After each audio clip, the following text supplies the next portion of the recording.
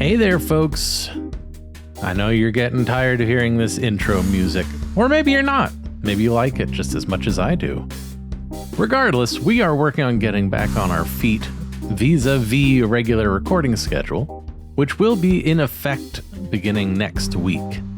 Until then, I wanted to go ahead and share a little behind the scenes as we waited for all of the cohorts to show up for the recording session.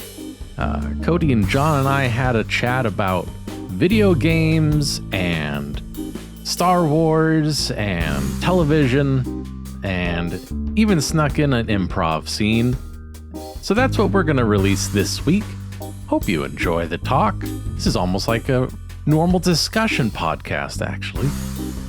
So take a listen, and we hope you enjoy. And we are back to the regular format next week.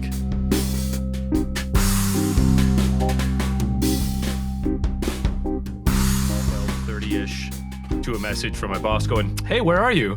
And me going, "It's Veterans Day, right?" And her going, "Nah, we don't get that off anymore." That's what I was waiting for. I didn't get it. So I'm glad. Also, as I started that sentence, I was waiting for both of you to go, "Yeah, no, you should have been at work." Wow. You guys weren't, then solidarity. Mm-hmm. John and I were some very silly wizards this week. Yes. Got our potion cart robbed. Yeah. Not the grand kind, I hope. No, we were more like hedge alchemists, really, at the end of the day. Okay. So that was a customer stupid service. KKK joke. Grand Wizards. Yeah. Oh, right. Yeah. That's why it was a stupid joke and not a good one. So don't. Don't worry about it. I don't know why I'm doing this voice. Wait. So it's a pretty decent voice. How long can you maintain that? About 2 more. Words. Yeah. So BMG is fun. Yeah. Nande BMG. I'm enjoying it. Driving around, crashing into shit. Today I was doing some trailer work, practicing driving with trailers. Ooh, fancy. Yeah. You can hook trailers up or drop them off. So I'd hook up somewhere and drive them somewhere and then leave them. It was fun. Nice. Okay. If it was part of the game where like I had to do it, I probably wouldn't have enjoyed it as much. Yeah. Yep. If it was a mission. Hey, you have to. Stop the timer. Stop it. That changes what I was going to say about, hey, have you played Space Trucker? Because those are the missions. But it's still a lot of fun. So yeah. All right. Hey. You're the guy. You're that guy, right? Who was you were flying the spaceship the other day, right? Doing the figure eights? Yeah. I just got it. All those cool brand maneuvers? New. Yeah. No. It was so impressive you doing those things. You know, I really need a pilot with that kind of skill. There's a war going on. The Plasticine Empire is invading.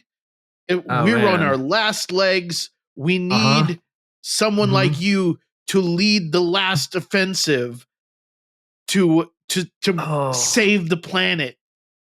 And I think you're the only one that could pull it off. Like in space? Yeah, like you were doing yesterday. Yeah. In your spaceship. Okay.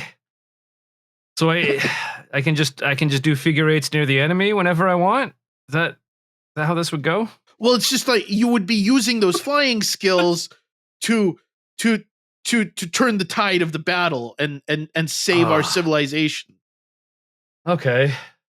Man, that sounds great. I mean, there would definitely be figure eights involved, because they have like their whole like armada is arranged in weird patterns that you have to fly through for some reason. Have to. Okay. But you would be shooting missiles also while doing the figure eights. Ooh. Now, could I shoot the missiles just whenever I felt like it? Well, you would have to shoot the missiles. God damn it! You would have to shoot the missiles so that they hit the enemy ships. So you have a finite number of missiles that we can load on your ship. God damn it! It's worse and worse. Do they at least look cool when they explode? Like, do the explosions look different every time? I mean, it's the vacuum of space, so really there's not fire or explosions as you would traditionally assume. Doesn't even really make a noise.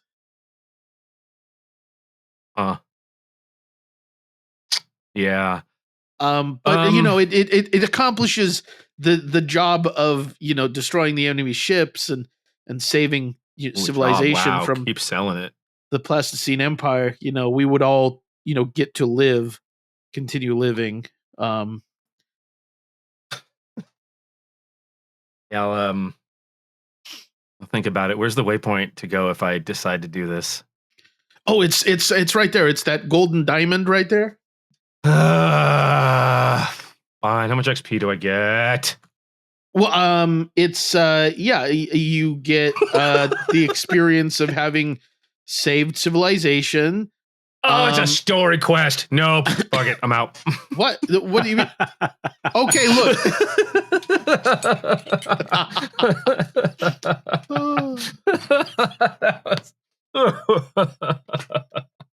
Nice. Yeah.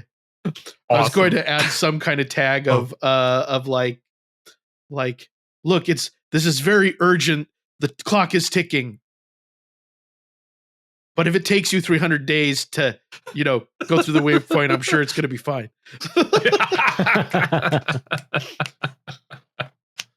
Awesome. I love the setup, the pressure of like, saving lives and you're the last hope. Oh, yep. That's me. Yep. Story quest pass.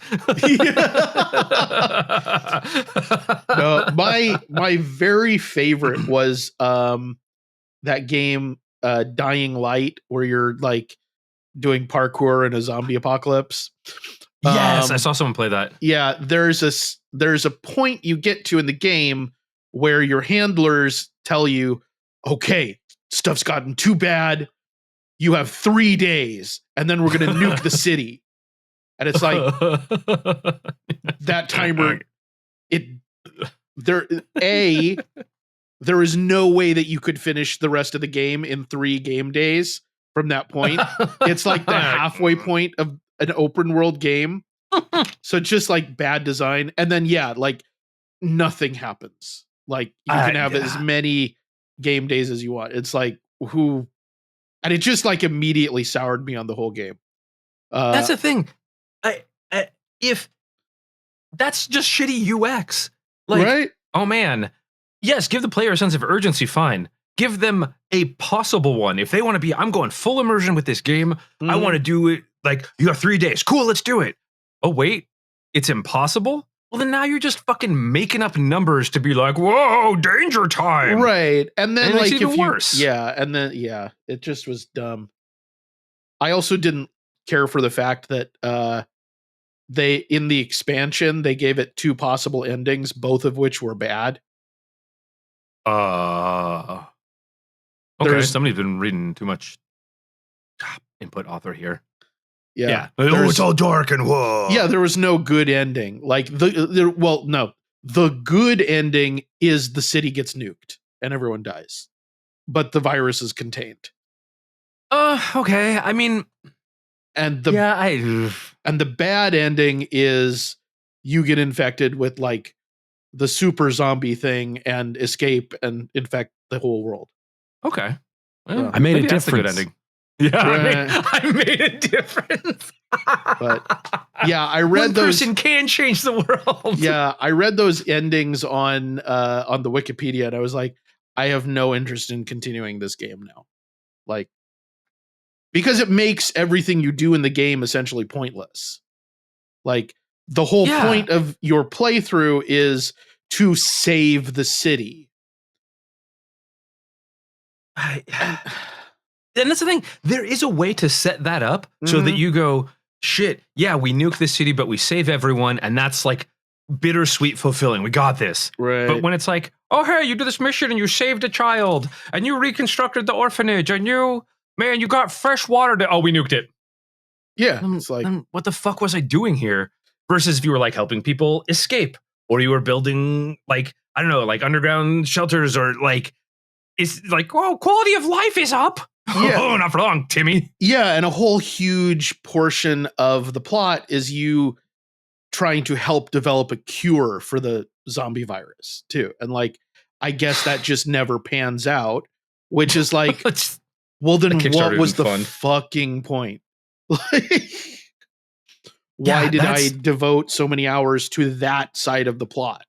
If it doesn't, like, yeah, there has to be a point because sure, things can end in failure. Like thematically, they can end in failure, but you have the developers and the designers have to set it up so that it's like, hey, this might fail and everyone might die versus you're doing your best and you've done things that no, fuck you.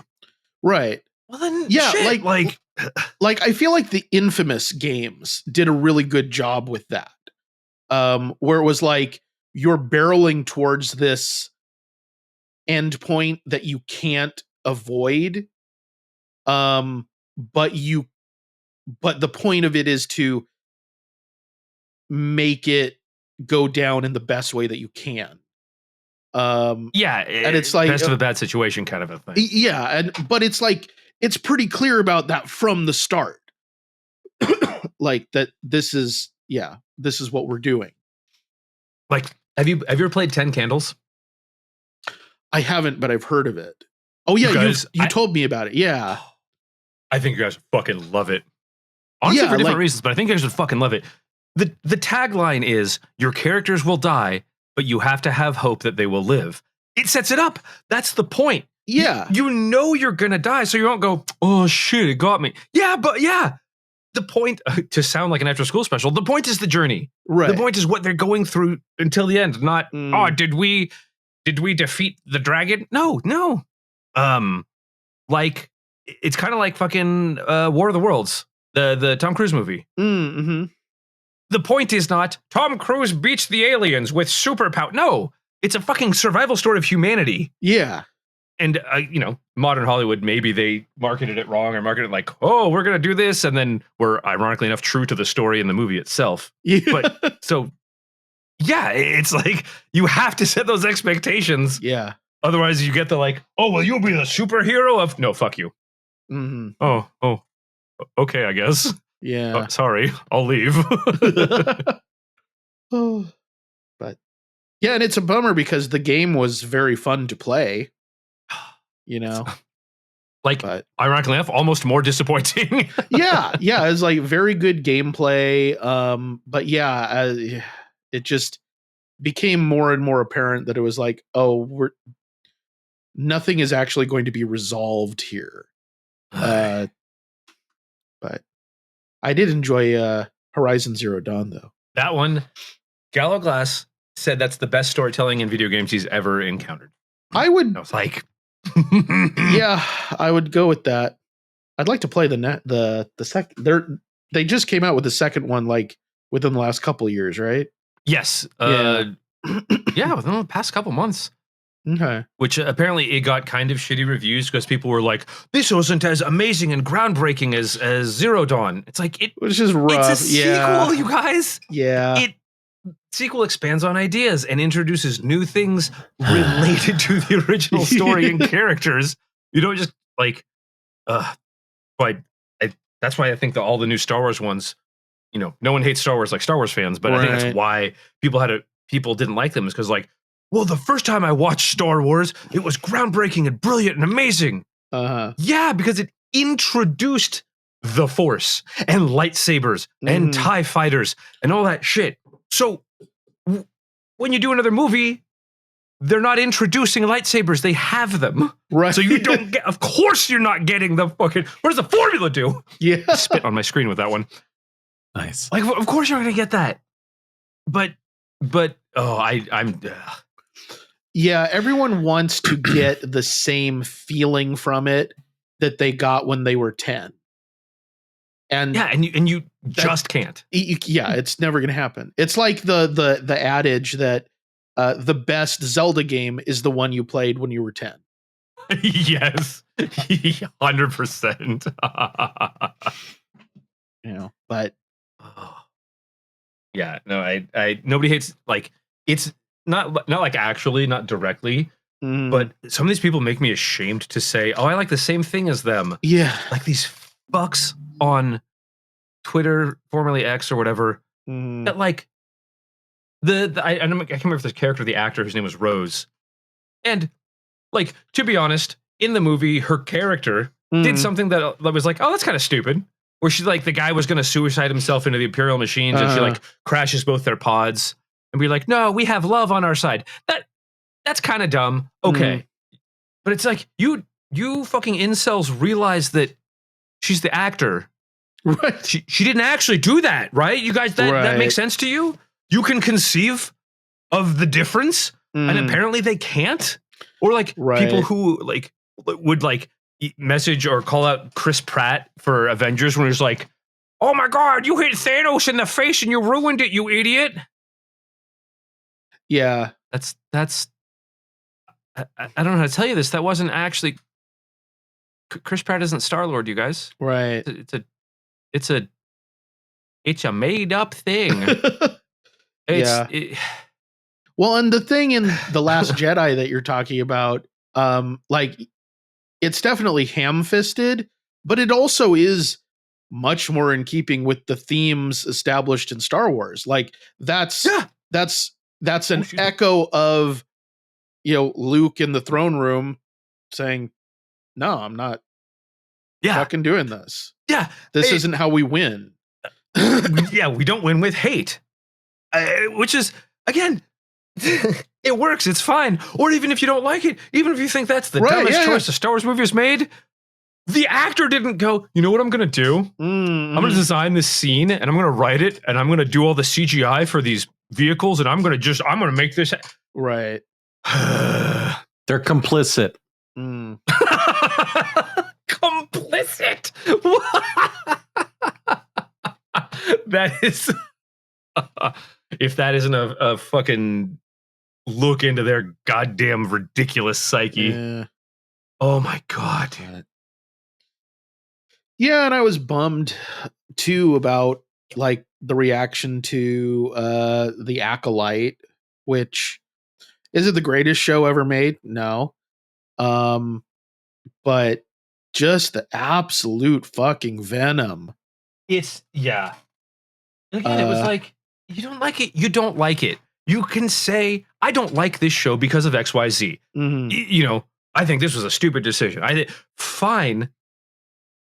Be critical, but be critical analysis. Right. Yeah. It's just, fucking whammons and woke and yeah. No. And like, no, you dipshits. They would, I saw so much like, it's just so horribly written. It's horribly written. And no analysis of in what way is it horribly written.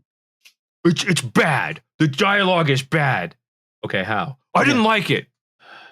And Timmy the Incel?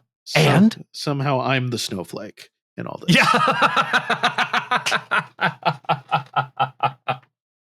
But I did have beef with the very end of The Acolyte. Which did you watch the whole thing, Cody? I didn't watch it at all. Oh, okay. I apart from the vitriolic response, I heard a lot of, it's just not, I heard it's not written well, but like the dialogue is uninspired. The characters are tropey and two-dimensional. From people who actually have more than half a brain cell. Right. That was a lot of what I heard. And I went, okay, then I'm not, if there had been screaming positive, like, fuck those guys, this is brilliant, I'd give it a shot. But yeah, there's a lot of, we hate these incel fucks, but it's also not really good. Yeah. I'll say that I enjoyed it. It had its flaws. It's just literally everything. I think for me, the issues were less like the dialogue and characters and more the structure of the plot. Like it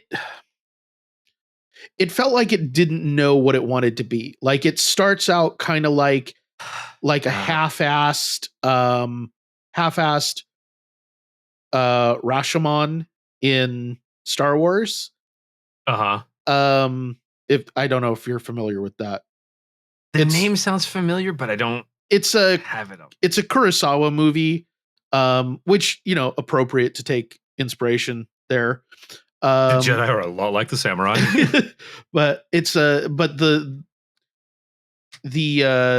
gimmick in it is basically an event happens and the event is replayed several times based on different characters' recollections of it.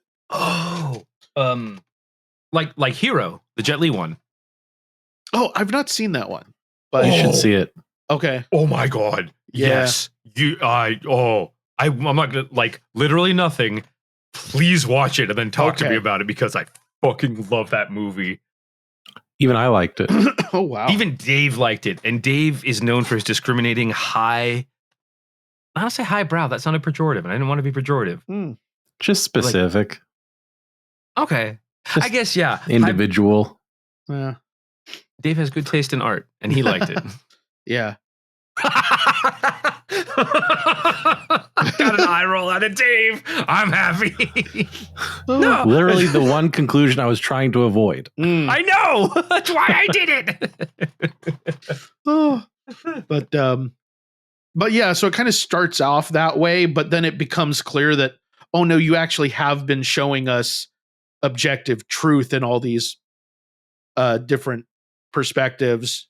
Just there's no like, well, no, it was never clear. Like, is this objective truth? Is it not? And then later it becomes clear. Like, okay, this was all objective truth. We were just seeing omissions and stuff. But it's like, just it needed to be structured in a better way. Like, yeah, they tried to make a mystery where there didn't need to be a mystery. Because other than that, like, I think the story was solid. I think they could have just let the story be the story instead of trying to gussy it up with, "Oh, where are we?" Yeah, and then we're you know, I don't know. Do you care about a spoiler? No. Okay, so the the whole thing, the whole crux of it is there are twin sisters, both played by the same actress. One was trained by the Jedi and ended up fizzling out, leaving the order, all that. Want to live forever, you apes? And then the other one was presumed dead in this whole thing that they make the Rashomon out of. Actually survived, was taken on as an acolyte by a Sith apprentice. Because rule of two, so like you're not actually an apprentice, you're someone being trained by the apprentice. And so, like, see, that sounds cool as shit. Yeah, and there's good drama to it. And the way it all goes down, this event that the half-assed Rashomon centers on is basically the Jedi fucking up a situation real bad. Not the Jedi. Yeah, and it ends up everyone ends up dead. And it's this one Jedi's fault because he, couldn't leave it alone. And so through the course of the story, the two twin sisters kind of end up swapping places. And so, man, like, that sounds fucking awesome. Yeah. And so my one complaint about the ending was I thought that the one sister should have ended up actually killing the other. Like, giving it some real fucking oomph. Yeah, like, and I think that like I remember playing Jedi Knight for the first time, And I remember like, I played light side because that's who I am. But then I went through and I just wanted to see the cutscenes for the dark side. And I still remember like the cutscene where you turn and you kill Jan, like just feeling sick to my stomach. Like, oh my God, like just being horrified. And like, I wanted that at the end of this show. Like, and I fucking pathos. Yeah. And I feel like they kind of chickened out with that. And so that was my primary complaint. Like the structure is whatever, They played it too safe. Congratulations, you've made it to the end of another episode of Wasting All the Time, an improv comedy podcast. If you enjoyed the show, be sure to subscribe on Apple Podcasts and Spotify, or wherever you get your podcasts. If you really enjoyed the show, support us at patreon.com/timewastepod, or go to wastingallthetime.com.